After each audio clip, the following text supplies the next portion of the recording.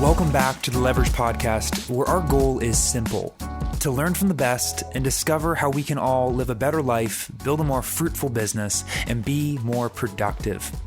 Join us each week as we interview fellow entrepreneurs, thought leaders, and leading experts to discuss everything from marketing secrets to new technology and life as an entrepreneur. Hey guys, welcome back to the Leverage Podcast. As always, I'm your host, Nick Sonnenberg, and today I am thrilled to be inviting back a repeat offender. This is a dear friend of mine, the legendary Jay Abraham. He's been on the podcast multiple times. Recently, we did one with Linda Kreitzman, the assistant dean at the Berkeley School of Business and the head of the Masters in Financial Engineering program, which I did there.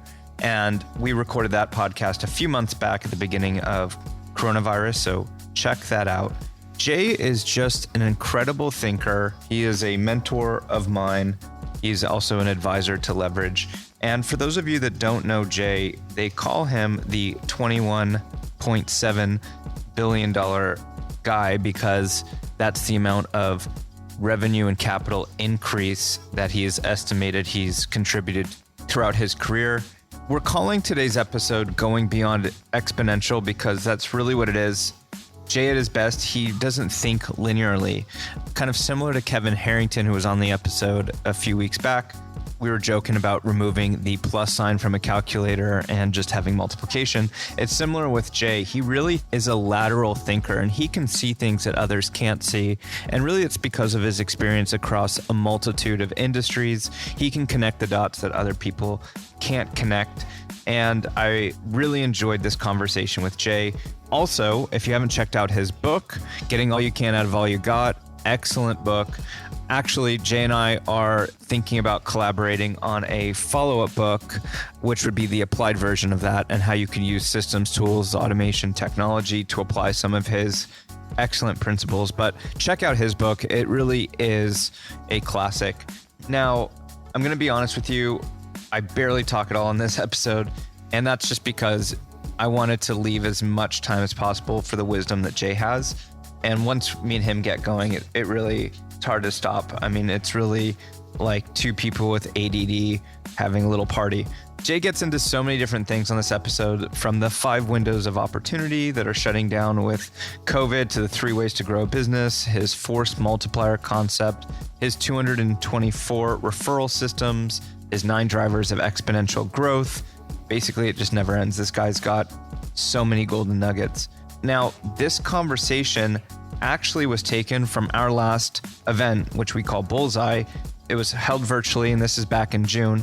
And basically, we had Jay come to our group, and he fire hosed the group with just priceless concepts and strategies.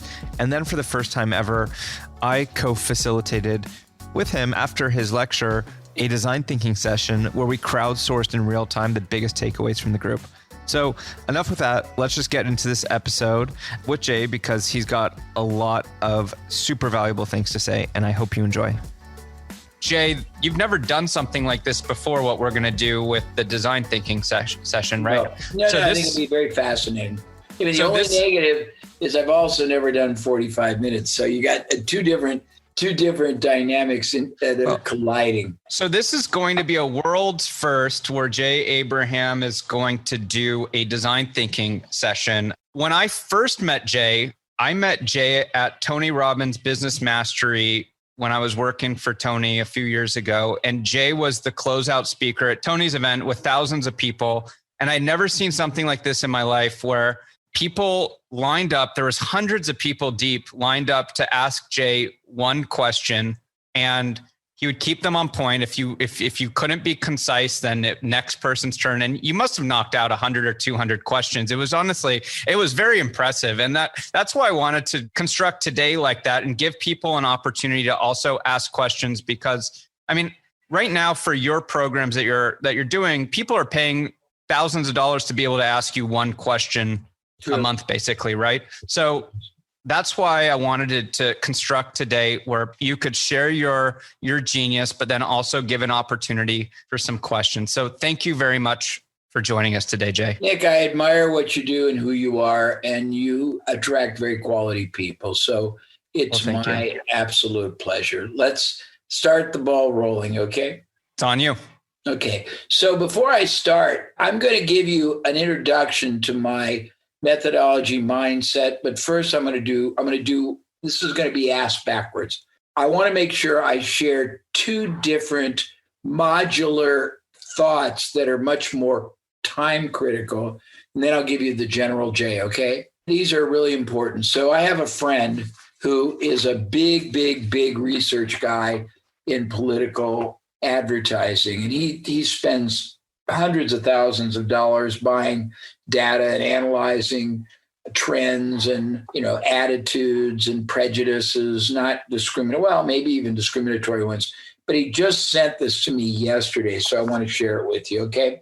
I'm going to read it because I don't want to do him a disservice. And I'm doing this because I think it's time critical and it'll have some merit, and not about how great I am. But so he says, sorry for the long email, but it's important. Continuation he's been sharing with me. We just completed our third national consumer survey, 16,000 surveyed and matched to 200 million Americans. So they overlay it. And they spent, he's telling me the amount of money he spent to do it. Okay, please read this. 20% increase in the importance of messaging to personal values to American consumers pre-COVID versus now. 73 million American consumers have radically shifted their personal buying, purchasing values, see below. Least effective messaging to convert customers, clients right now is around pleasure, influence, or achievement. 71% of Americans are more concerned about their finances than their health. Here are the top insights. Okay, messaging. First insight. For the first time in 2 months, messaging to your customers has shifted. When we first went into lockdown, I was very aggressive following the data to use 3 message points with your data. One was safety, one was trust, one was helping others. That has now shifted, and consumers are now prioritizing safety and security at a much higher rate than helping others. For your information, trust is inherent in safety. Helping others is not as important right now. Most Americans are focused on themselves. Also, the data is clear that focusing a brand, business, or service with reference to local, where possible, ties is extremely important. Consumers seem to have less respect for national and international. Where in the data do I see this massive expansion in the safety theme? 1, life not going back to normal for more than a year. 10.8% believe that in March. Now 21% believe that in April. Now 25.5% believe it now. B, when will the economy return to normal? 55% of the Americans said 2021 in our best survey. Now, in our last survey, now it's 73.8% of Americans who believe the economy will not truly restart until after December 2020. Americans are worried, and you must solve their problem for them and your messaging around safety. We have to have a vaccine before we return to normal, full capacity with the following industries that suffer, that we churches, movie theaters, entertainment, etc. Okay, number 2, disruption. The industries most affected are handicapped by the lack of vaccine and the damage of restaurants, real estate. These factors will not change in the short run. I see a few industries that stand out. A, the travel and transportation industry is between 35 and 65%, 45 of Americans need a vacation before they will actively take public transportation, book hotels, including Airbnb, HomeAway, or order a ride share, Uber, Lyft. And 52% of Americans want reduced capacity before they will travel anywhere outside of their state. The live events business, it's in deep trouble due to the consistent feeling of capacity reduction. Open borders. This is interesting. 47.1% of Americans are more supportive of closed borders. He thinks that nationalism is going to even explode. Politics are, and this guy tends to be conservative, are any federally elected officials in trouble right now. Things can change if treatments or vaccine is placed. The safety nets for welfare healthers, people are really worried about that. Times are changing, so is consumer purchasing habits. That's one thing. The second thing I'd like to share, and then I'll get into my stuff, and I'm sorry, I just want to have you really understand these things because they might be relevant in your business. The second is what I call windows of opportunity. Well, this is very important. So I look for, in my work, my day job, I look for windows of opportunity always. And there are windows that are slowly shutting that will never be available ever again to any of you after everything stabilizes. So I want to share what the 5 are that I see. And there's more, but these are the ones I've helped everyone that I work with use. Number 1 is there never will be an opportunity like exists today, and it's closing, where companies, entities, media, influencers, organizations, associations will be open and receptive to partnering. Collaboration, joint venture, strategic alliances, co-branding, endorsement, referral generation. And I'll talk about referral in another context in a minute.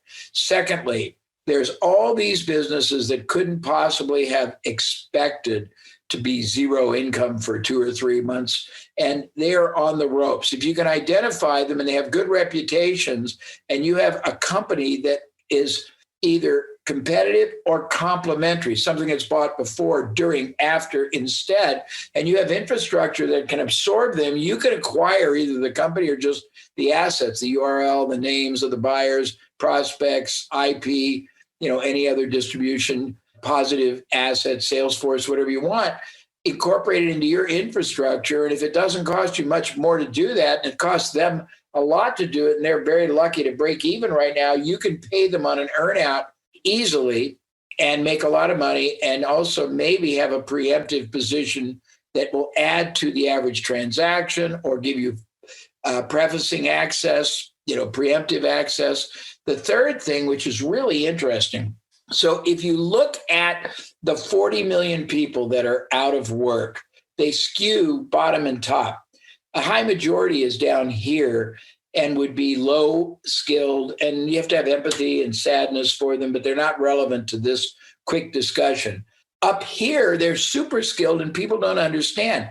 Many super skilled people got displaced because either they couldn't perform their job fully, or they were too expensive and the employer wanted them off the payroll. Well, these people, before they lost their job, worked their asses off, and they were very high paid to establish hard-won, HARDWON, strength, credibility, relationships, direct access to decision makers, CEOs, C-level or equivalent people all over. And these people were making 2, 3, 4, 500,000. Now they're making unemployment, and they're scared. You know what? They're going to have to go back into the employment market, compete against a bunch of themselves, and accept being hammered down because all these people will take the less job. Right now, if you can find them, which you can on LinkedIn, if you use Ingenuity, and there's probably other applications that Nick could come up with, and you can compel them to see the value in your company, your product, service, you can get access to buyers, decision makers in a more credible way, in a more immediate way, saving timeline, capital investment, years of credibility building like you never could. The fourth one are salespeople. There's probably 5 million salespeople out of work that nobody ever thinks about. Right now, most of them make most of their money, if they're any good, on performance, on commission, on bonuses. They're sitting dying on the vine. You can get them for performance. I've had my clients do it on LinkedIn. I'm sure Nick can give you 9 million other platforms. And you can get them to do the 3 things I just talked about, or target directly your target audience. You can get 100 of them, 1,000 of them. The fifth one is really interesting. I call it options trading, but it's not stock. I think I told you about this. It's getting control of access or assets and then deciding whether you want to exercise it for yourself, or you want to flip it, or you want to let it go. Simple example, a friend of mine 4 different recessions ago was able to identify the fact that in Los Angeles, the Rose Bowl, which is used for the Rose Bowl, for UCLA Saturday in-season football games, and for some concerts, was underutilized madly, had huge parking, huge display facilities, underutilized. He was able to go there and tie up the rights to do flea markets there on the weekends that weren't being occupied by any of these events.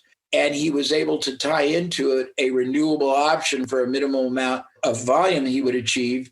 But he didn't know anything about flea markets. Once he got the papers, he was able to flip it to the largest flea market management company for almost a 7-figure front end and an override. So these are just 5 things that I think are interesting. Now, I'm going to use notes from the last time I did this because I don't remember all my stuff.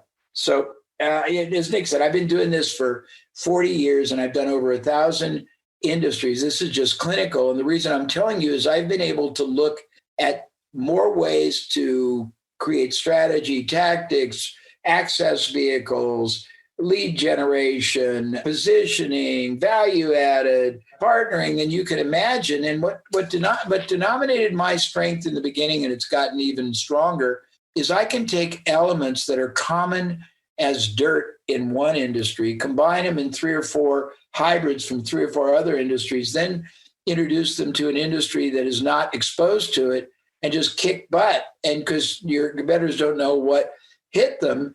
And that's how I got Icy Hot from nothing. And we grew at 20,000% in a year. That's how we did Entrepreneur, massively. I think it was 900%, 9 months. And so I've done that for everybody, but it's not that I'm that bright. It's that I can see higher, better, safer, more profitable, less risky, less investment type performance elements that other people's don't. I work on the geometry of the business. I learned earlier in my life, it is safer, easier, and highly more predictable to work on exponential profit growth than linear. Sounds crazy, but I'm known for a number of different things. I was the person that came up with the 3 ways to grow a business model. Most people think there's a million. There are 3 ways, and if you work on all 3, you work on the geometry of your business. Increase the number of buyers, increase the size of each transaction ethically, increase the frequency and or the utility of value in the transaction. We have a model we use of 1,000 buyers spending $100 each time they buy and buying 2 times a year. It's a $200,000 revenue. We show that if you increased all 3 of those just 10%, it's not 10%, it's 33%. If you increase them 25% across the board, it's not 25, it's 80 or 90. If you double them across the board, it's 800% more revenue and probably massively more percentage profit because it's just making all your performance elements perform better. In a typical revenue system, you have as many as 50 different performance factors you don't even know about. Each one can be enhanced. Just as a piece of relevance, I got trained I've helped 300 or 400 top experts. None of them came to me for help with their expertise. They came to me for help making their expertise more valued, more concrete, being able to denominate its superiority or its value against alternatives or doing nothing. But I had to learn them. And I did the Deming organization many years ago, the guy that went to Japan and taught him how to be manufacturing mites. And I learned process improvement, optimization, highest and best use of time, effort, opportunity, capital, intellectual capital, access, communications. Most people don't even know those things, but each of those are leverage factors, and you have within your power more than you and certainly more than your competitors would understand. The next thing I did was called the Power Parthenon of Geometric Business Growth. The concept's very simple. Anybody who's ever been in the military, it's based on force multiplier effect.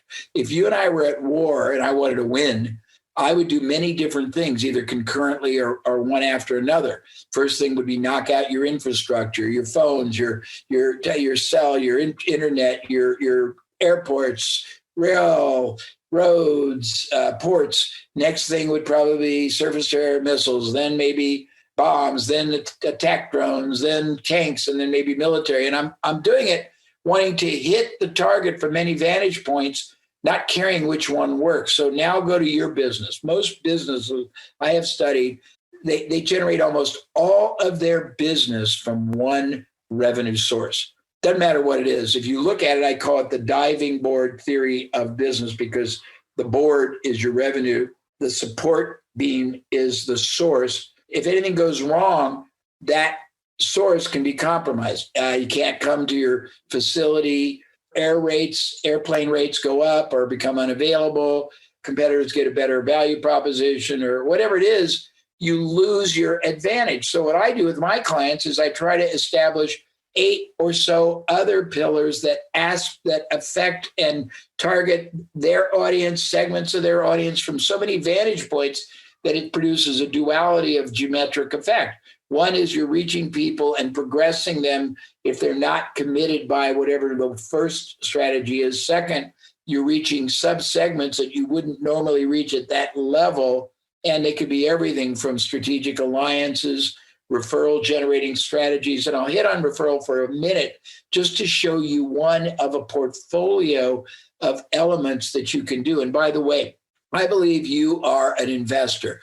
You are a hedge fund investor. As an entrepreneur, you're looking at it like a mutual fund. As an individual, you're the human hedge fund, and you're allocating asset classes to your portfolio without even recognizing what they are, the allocation percentage-wise, what the risk is, what the yield is. And most people are either over or under allocating because they've never looked at how to enhance it. And all this stuff that I work on starts by maximizing what you're already doing that already has sunk cost, because it costs no more, but it can produce so much more. And then that production of more can be used to finance the expansion. But back at referrals, just as one example, and I hope Nick, even though this is a little ADD, it's fascinating to people. So it's great.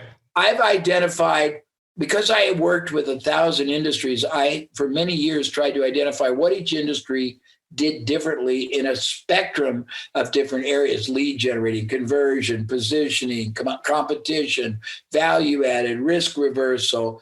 And one of the things I was just enthralled with that nobody thinks about is referral generation. If I was in the room with all of you and you were in the room with me, I would ask you to raise your hand first. Oh, no, I would say stand if you can honestly say that 20 to 100% of your business emanates from referral or word of mouth. Usually in a representative group, it's about 50%. Then I'd say remain standing if you have in place in your organization at least one formalized, systematized, constantly, continuously adhered to referral generating strategy that you follow. 95% sit down. Then I'll say 2. 95% of the 5% sit down. Then I'll say 3. Everybody sits down. Then I'll say, well, in my work, we've uncovered, it used to be 93, but we went back to the well. We have 224. 224, not all perfect, referral generating systems and strategies that a company could consider using. Some you use right at the initiation of a relationship. Some you use halfway through the buying process. Some you use to conclude the buying process. Some you use post-buying. Some you use at different seasonality. Some you use when different convergent factors come in place, whether they're economic, whether they are technological, whether they're industry or product service category specific. Some you do external with potential organizations. But the point is, if you do none, then there's something wrong with this picture, because most people who don't have any referral strategies but get this much to that much of their business from referrals spend money on Facebook, and when they can do it, trade show exhibits, webinars, live seminars. And those are generating the most outer periphery most of the time of trust building. And you have to migrate and gestate that many levels to get it to commitment, trust building. Even when that level of a prospect buys, they're not certain they're going to keep rebuying because they're a little tentative. They literally don't think about the fact that a referral generated buyer is already pre-sold. He or she knows the deal. They've got total respect. They're ready to buy. They're going to buy more. They're going to buy more often. They're going to buy longer. They're going to be more enjoyable to deal with. They're going to cost you nothing. And they're going to refer more people. And people, I'm just giving you a few of the things that I spent a lifetime working on. The next thing I did was called the 9 drivers of exponential growth. And I'm just giving you a few of these. We got 40 different ones. And I'm going to talk about exponential growth in a minute in a different context. I always looked in my mind and my work for things that even if you mis-executed, you would still get a positive outcome. You didn't have to be perfect. So we tried to identify the 9 factors, and I always work on mostly revenue side, not management or operational, and I don't know anything about technology. But I tried to identify the 9 biggest factors that if you changed would tremendously change your business, and that any one of them would be able to do that. I'm sorry. And the first one is strategy. You change your strategy, you change your results. Most entrepreneurs up to 50 or 70 million are tactical. They don't even have a strategy. Everything you do tactically needs to be done to advance and enhance. This is funny. Your strategic goal. The only exception ever is if there's an opportunistic situation that is so promising and so high probable that it's worth diverting and allocating resources, opportunity cost, and capital. So strategies first. Marketing. Change your marketing and change your results. Where you target, how you target, what you say. People don't understand. You change your headline, you change your results. Headline is the ad for the ad or the equivalent. We have tested it's the headline you use in an ad. It's the first thing they read in a landing page on your website. Saying Jay Abraham's website means nothing. If I say I have the ability to take all your business and find hidden assets, overlooked opportunities, underperforming activities, underutilized relationships, undervalued resources, and make them pay off better for no more risk, time, or effort, that's a lot more powerful than saying Jay Abraham's website. We have tested the equivalent of a headline in many forms. Subject line in an email. What you say when you interact with a buyer. We tested 33 ways of greeting somebody one time at a furniture store that had a lot of traffic, a very large one. They were doing $40 million. One way tripled conversions. I'll tell you what it is at the end. Headline could be, what you say before or after a caption in your catalog, online, offline. It's the first paragraph in a sales letter or the equivalent. But if you don't understand that and you don't question and test constantly all kinds of variables, and Nick is a master at that, you're leaving profitability on the table, but that's selfish. You're leaving if you're preeminent, and that's another thing we built is the strategy of preeminence. But if you're preeminent, you're leaving the opportunity to benefit, enhance, contribute, and protect or enrich people that need it off the table because you're not reaching them any. The third one, strategy, marketing, capital, all kinds of capital, money capital, intellectual capital, human capital, relationship capital.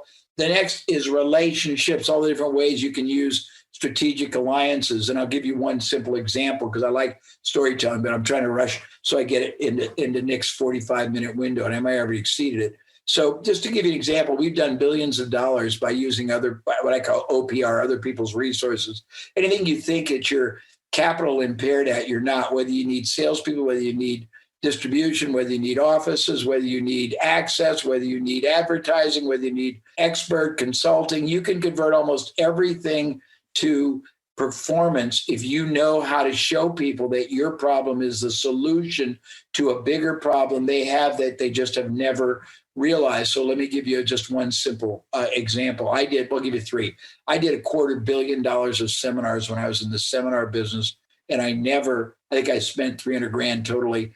And I used everybody else to recommend me. I used every investment newsletter, every magazine, every Tony Robbins-ish, every seminar company, every book publisher. I used to do seminars very aggressively in China when there were different relationships. And the first time I went there, they were very expensive. A young man came to the mic and through translation said, Jay, what do you do if you're a small business and the bank won't lend you money to grow? I said, well, tell me more. He said, I'm a small local motorcycle manufacturer. Now, only in China, where they have 100 million population in one city, can you be a small local motorcycle manufacturer. And I want money to grow. I want to go to Asia and set up a factory and then hire our salespeople and set up dealers. And I said, okay, so what's the problem? And he was getting mad in Chinese through translation. And he said, well, I told you, I can't get the money. I said, money is not your problem. You need to find somebody who has a bigger problem that your problem solves. Go to Asia and find somebody in a complementary field who's got a big manufacturing and already has distribution out there and partner with them. That took me a minute and a half. Came back 15 months later. The guy comes to the mic again. He's smiling like the Cheshire cat. Jay, I did what you said. And I answer problem solving, issue resolving, opportunity mining questions all day long. I got the memory of a gnat. I didn't appreciate or remember anything. I said, tell me again. He told me. I said, so what'd you do? He said, I went to Kuala Lumpur in Malaysia. I found Asia's largest lawnmower manufacturing. They had a huge factory with a massive equipped. They were not utilizing second shift 50%. We made a deal. Well, they also had 2,000 retailers, and they had sales operations and offices in every major country they could throughout Asia. And he said, we made a really simple deal. I brought the tools and the dies, and those, you don't know what it is, those are the forms that bend and form the metal that combines to make the parts and the components. He had the equipment. He hired the people. I taught the salespeople. He said, in our first year together, net, we both made separately $10 million.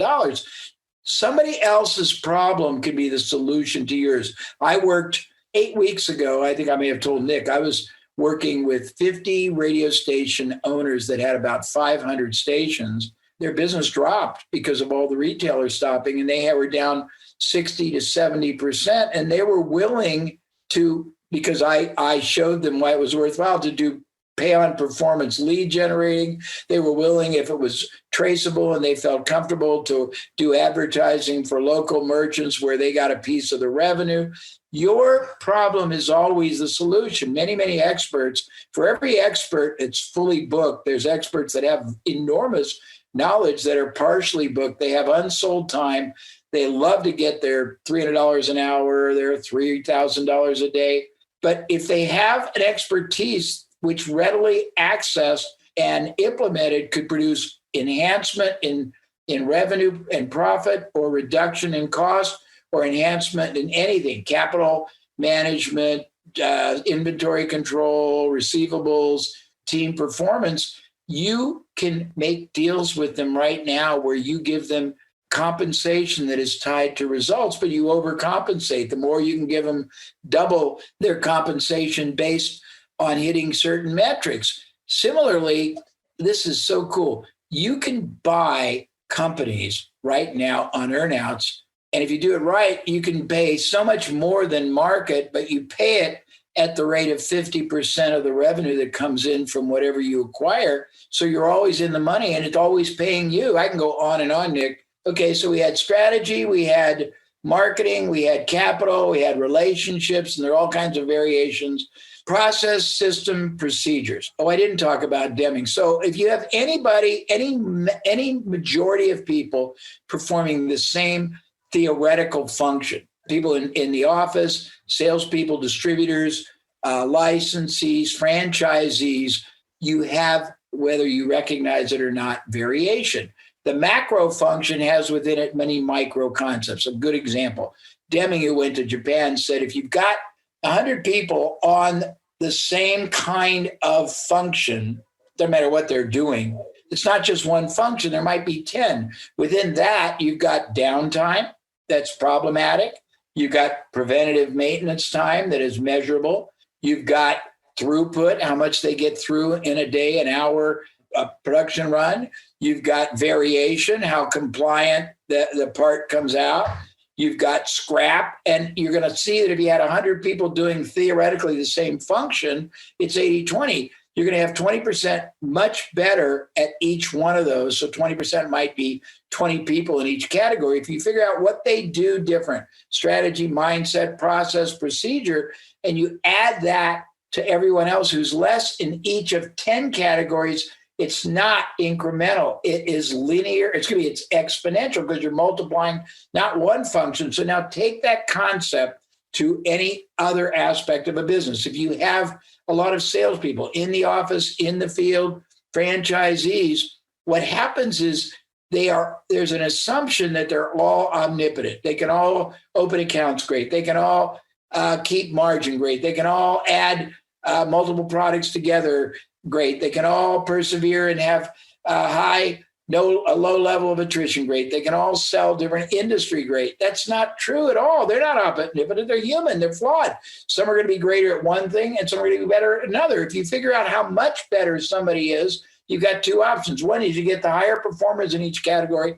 You codify it. You then combine it and teach that to everybody who's not as strong. You have maybe 8 levels of geometric improvement you're making in everybody. If you find somebody who's so outsized better, if I'm better at opening car dealers than anybody else by 400%, and I got one car dealer in my market, you should make me the car dealer opener and send me around and then have me give it to the person in the market who's the best at maintaining, and et cetera, et cetera. So that's the next process and improvement. I found, and then you got it 2 different ways on that. One is figuring out who's best at things that you can identify 3 ways. The other is figuring who's got higher performing systems. Anybody who's better and not competitive, and even if they're better and competitive, they might have something that's worth paying for. And you can figure it out. You can pay either a usage fee, a performance up or down fee, savings or enhancement. As an example, I had a car wash once. They had a process of enhancing the high-end package, the $20 package, and they were doing, I think, 4 times more than the average, and they were making $20,000 extra a month than norm. However, their whole radius of target audience was about 5 miles. Past that, nobody's going to come. We took that process, we codified it, we charged $100 a month, and we got 2,000 car washes to pay for the use of it. They're making $200,000 on the usage and $20,000 on applying it. I did the same with a lumber mill that had a process for kiln drying that nobody else had. In the lumber business, electric or fuel is the highest consumptive expense. It has 3 functions. One is the bill for whether it's electric, whether it's gas, propane, whatever they're using. Number 2 is the production quality that it produces. You do it wrong and you get either warpage and it's scrap, or it's B- instead of AA+. My guy had the best costs, very much lower, I think 30-40% lower. He had the highest AA, the lowest scrap, but you could give the lumber away past about, I don't know, maybe 1,000 miles. So we took a 1,000-mile radius. We went to every lumber mill all over the world. Past that, and we charged $25,000 a year, plus every time we upgraded $5,000, and he's making millions more dollars from that. I can go on and on, but so you process, procedures, systems, and that's the next one. Let's see, ideology, your belief system. I mean, I'm very good at taking complex issues and reducing it down to such elegant simplicity that people tend to reject it because they're looking for a complex new drug. I've gone to groups and taught really interesting things, and I'll give you one example just to prove it. And 99% didn't do it, and 1% did, and they just kicked ass. So you have to change your belief system if you want to be in this mindset.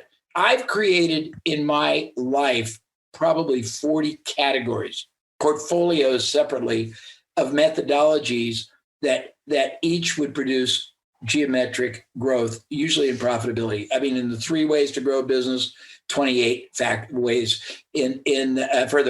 for getting more buyers, 15 ways normally for getting higher ethical units of sale, and then we had 15 or so ways for getting more repeat, more lifetime value, more.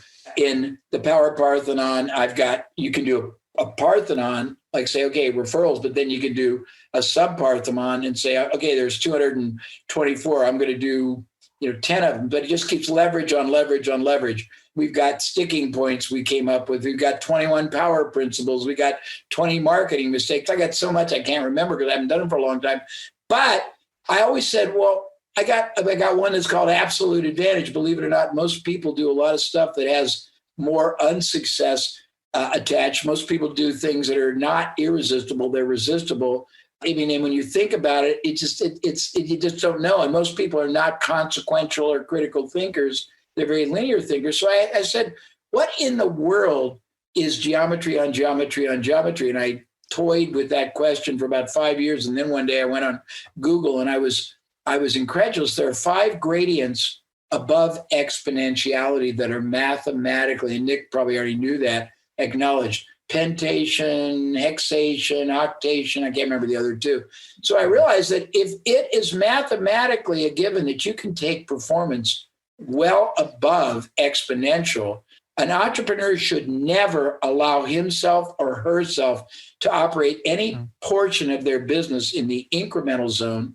If instead, same time or less, same effort or less, same marketing or less, same capital or less, same resources or less, same market access or less, could be performing in the exponential zone. So I created something called the Beyond Exponential Entrepreneur, and I started building it out. Then I forgot about it because I forget about a lot of things. And the key was this.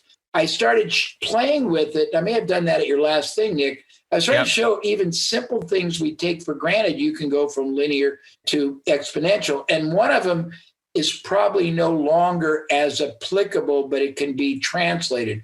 So in the world where handshakes were the norm, I showed people that the normal person just did and took 1 minute to have not a lovey-dovey, but a sincere look in the eye that was very authentic. And I asked people to say how much more powerful that was. Same time, same effort. Then I did one more where you do that, and then you do on the shoulder, and everyone could see the gradients. Then I said, these are just a couple of examples. Let's say you're in a business where using the telephone to close, follow up, prospect, collect money is critical. This is really embarrassing. But when I say this, a lot of you, this will resonate to. Most people who call for some inexplicable reason are shocked when they get voicemail or a gatekeeper. And they go, voicemail. It's Jay Abraham, Nick. I'm calling about doing your seminar. Call me back at 555-1212. My attitude is same time and effort. You should assume two things. You're going to get more often than not the voicemail or the gatekeeper. You're going to have a strategy. The strategy should be both provocative and stimulate them, and evocative, make them want to come out. And so I said, Nick, I'm calling about, I'd like to speak at your seminar. I have a couple of thoughts that I think will give you 3 advantages. You'll get AA ratings at the end, but also you're going to probably get 20 or 30% more people coming from any money or time you spend promoting it or any partners. And it's my pleasure, but I've got a really short window and I got to see if you want to do it or not. And if you do, I got to figure it out and I got to share this with you because there's some nuances you have to do. Do you think he'd respond back for that? So I go on and on, but you want to stop there, Nick? This is great. By the way, what you're describing with Beyond Exponential in math, it's called a hyper operation. Yes. And what are the other two? Because I always forget that. Well, actually, there's an infinite number. Actually, it doesn't just really? cap at 5. Yeah, I just saw 5. What are the? Yeah. So it was very liberating to me. Yeah. No, but the concept is profound, right? Everyone's trying to make linear or marginal improvements, and they're not thinking in a more exponential way. Yeah, and same time revenue. Well, another thing that I probably, if you'll let me talk about for 2 minutes or 3. One of the other distinctions that I think I'm known, and I'm proud to be known for this, is called the strategy of preeminence. And it's a concept that transforms your company into the role at a strata and at a distinction in the eyes of your market, no matter what on the spectrum where you produce, whether it's low end, high end, middle end. It's being seen as the only viable choice they could make, the most trusted advisor they could turn to in your category or field for life. It's got some really cool components, and I can give Nick some stuff on it that he can share with you because I got hours on it that I've done. But it's about basically, first of all, being able to understand better than your target audience understands what they want, what they don't want, what's driving them, what's tormenting them, and being able to verbalize it in a way that nobody ever before has, so that it resonates beyond their superficial, all the way penetrating their subconscious. It's then about giving them your best reason perspective on the situation. And if you have one that's not linear, it's not conventional, giving them your contrary view. And here's the world as I see it and why. It's about feeling that if you know that your business honestly and truly provides greater value, protection, enhancement, enrichment, enjoyment, whatever your byproduct of your product is. And by the way, you're not selling a product, you're selling the result of the product or the effect of the product. And most people don't understand that. But if you feel like your product is enormously superior in what the outcome is to your market, you have the moral responsibility and the privilege and the obligation to not let the competitor have access, not because the competitor is a dick, but because literally that prospective buyer is going to be disserved. That's another part. The next is you always have to think about, you live in the transformative implication of what you do. A good example, many years ago, I had as a client in Mexico, the largest home builder entry level. And in Mexico, they had entry level programs. If you worked for a company that was legit, after a while, the government would give you the down payment and make your payments adjustable to income. And my company that I was working when I got there, they had a bunch of salespeople. And I said, what do you do? And they said, we sell homes. I said, no, you don't. You transform lives. You basically take somebody who would never have a chance to have a home.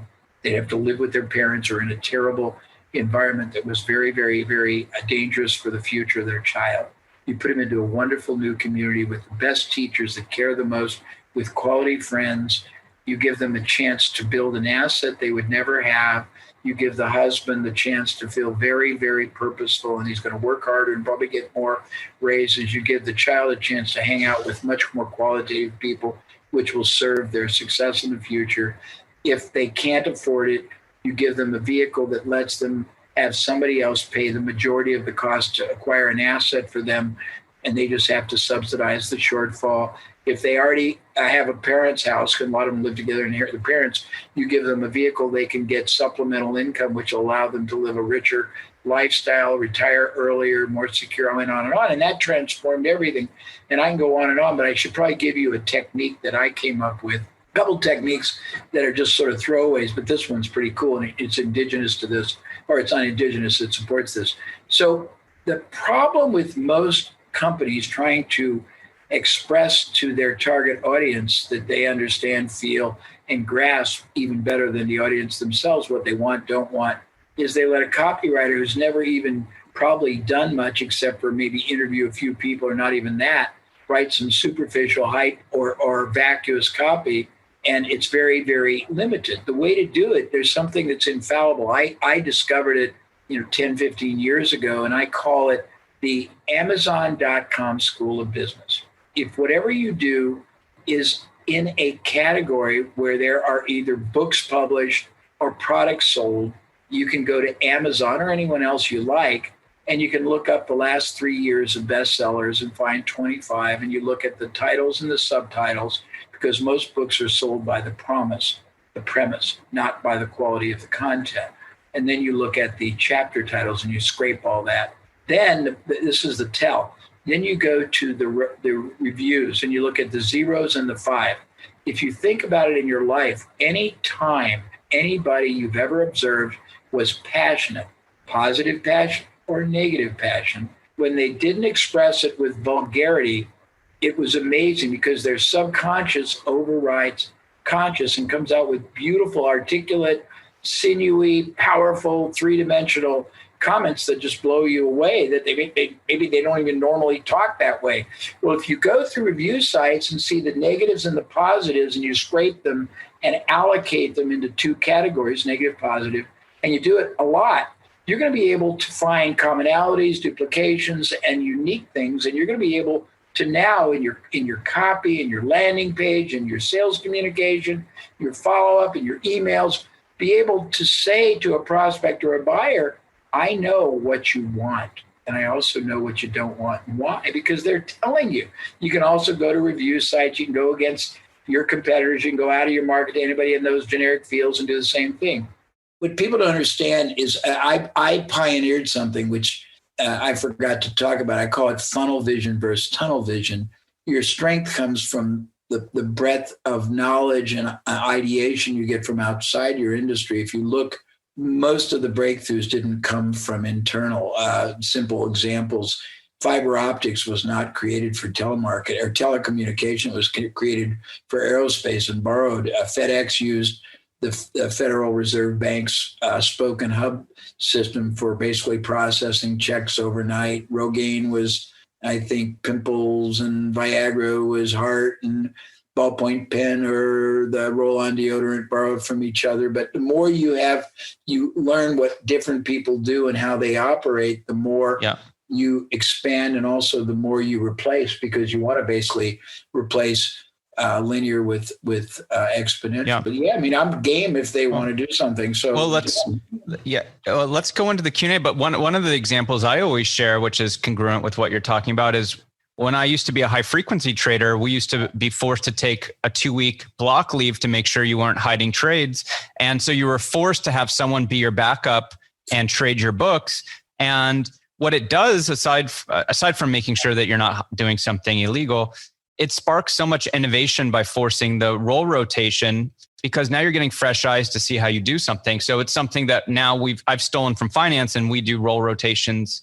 Now it's not like every role gets rotated, but we choose one process and we have someone else do it for a week every quarter to make sure you have a backup. So there's a lot of different. I'll tell you this just a last, and it's a personal one, but this weekend I picked up a $12 billion hedge fund, and they'd have no interest. I don't know anything about hedge funds, but they've got tens of thousands of accredited investor accounts, and they want to grow them because the performance has been off, and now they got a new strategy. And I'm so thrilled because I can take my nonlinear things and apply it not to investing, but to sourcing. And so, I mean, there's, supply demand. You can work on all these different areas. Yeah. Sort of cool. How to help leaders who are facing contraction of workforce, market, revenue to pivot to an exponential strategy. That was Kyle Herman. Well, I mean, it's perfect. I mean, you figure out, and there's three different distinctions. One is who's already got over capacity that you don't, that you can basically plug into. Number two, who's got access that you don't, that you can plug into, that will get you yield without having to have a sales force. I mean, it depends on you got to reverse engineer. What are you going to be constricting? Is it revenue generating? Is it operational? Is it this? And then, okay, what do you need? And if you need it, who else has it? Can you convert that to performance? Can you consolidate? Can you go to somebody who's complementary or maybe generically competitive, but not really geographically competitive, and consolidate functions? I mean, there's all kinds of ways to do it, Nick. Kyle, did that answer your question? Yeah, that's super helpful. Thank you, Jay. You're welcome. My pleasure. All right. And then I guess another one from Kyle. Top value-based fee strategy for times of crisis. What does Kyle do? We run a consulting practice, business consulting, Jay. So, I mean, you target a general or a specific audience? Specifically around Fortune level companies who are looking to get breakthroughs in strategy, culture, innovation. So those are where they are looking to advance category drivers. One of the things that I did, and I've helped Kyle more consultants than you can imagine in my life. I follow a lot of your stuff. Yeah, thank you. And I hope it's good. That's a good statement. It is. But one of the things I try to do is figure how many different ways that nobody else has ever quantified, denominated, compared, contrasted what they produce, and moved it so far out of the realm of hourly fee. Even if you're charging a fee, just say, okay, here's what, and if you can do even risk reversal, because larger companies will normally, and this is not meant to be negative, they'll breach because they don't execute right. You know that. But if you say, look, here's what we know should happen. If you guys do your part and we do ours, your performance should be 30% more productive. Your cost should go down, 15%. This should happen. And the combination should be adding at least $20 million of profit, even if your volume goes down. And we're very comfortable if you agree in writing to support us and execute in the timeline to say this must happen, or we'll give you a pro rata back up to zero. I mean, I can give you 9 million ways to do it, but there's one that's pretty powerful. That's great. What is your single biggest source of targeted referral marketing? I'll give you 3 single sources because it depends on where you are.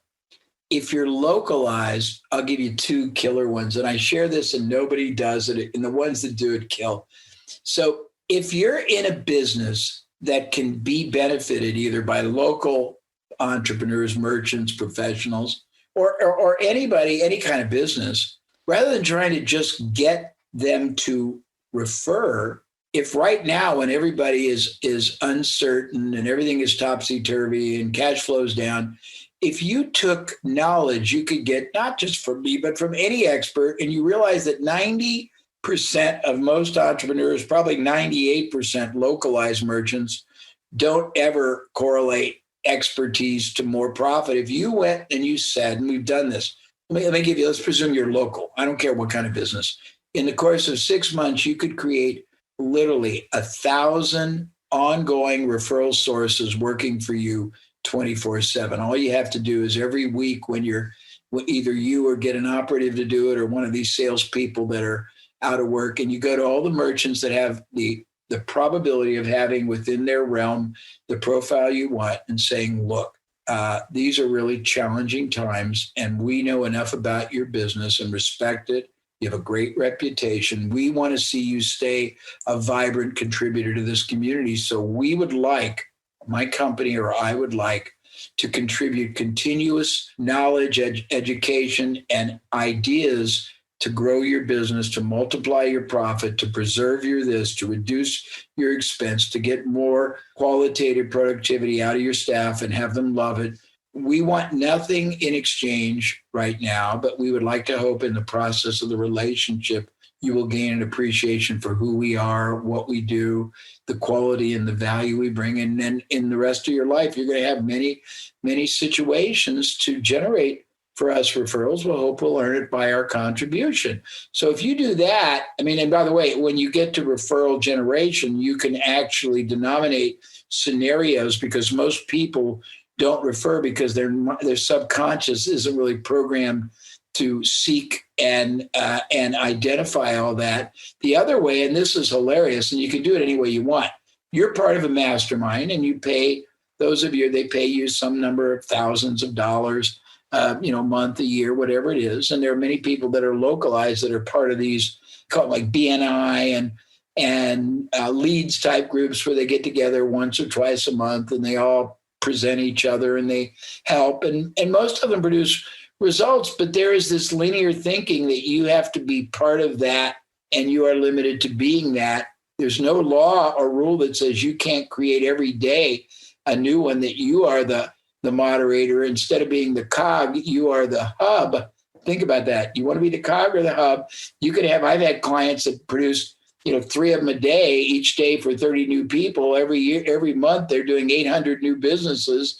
They're this authoritative contributor, and they're just exploding. Now, on the other side, the most sublime that you can do, if you have the capacity, is you establish in the mind's eye of your audience right at the beginning of the relationship that your business does not spend much of its time, effort, resources, capital on advertising or marketing. We are a predominantly or an exclusive referral generated business. And as such, we choose to put a lot more time, effort into training, into support, into systems, into value adds that make us greater contributors. But in exchange for that, we ask and we depend on our satisfied, happy clients to, once they get, an outcome, and then you list all the things they should expect you to deliver in the course of whatever the relationship's going to be. And you say, only if, after, and once we have validated and performed and all that, we would ask you in the beginning to reciprocate and refer to us at least one or two quality companies, individuals, men, women, whatever it is, every blank. And that would be the exchange we would ask. I've actually had clients, you're going to laugh at this, Nick, but it's true. I created 2 different compensation schedules. One is with and one is without referrals. Because if they're not going to refer, they are worth less to us. We have to invest I love more. it. So and we give them retroactive. Even if they said, I don't think I want to refer, at the end of 3 or 4 months, we'd say, we can adjust what you paid if you start referring.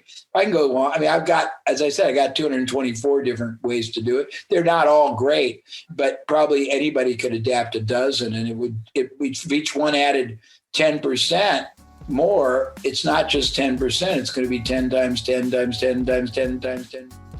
I really hope that you enjoyed this episode. Like I said in the intro, you probably are going to want to listen to this a few times just because it's so dense with rich content. I want to say thanks to Jay for being on the podcast again. He is beyond brilliant. He is so generous. And really what I love about Jay is he really is a student at heart. He really loves learning. I love being able to call him a friend and a mentor. And we're definitely going to have him back in the coming months because the advice he has is so valuable, especially during these weird times that we're going through right now. I always feel like it's one of those fire hose moments where he just hits you with so much stuff and it's almost overwhelming.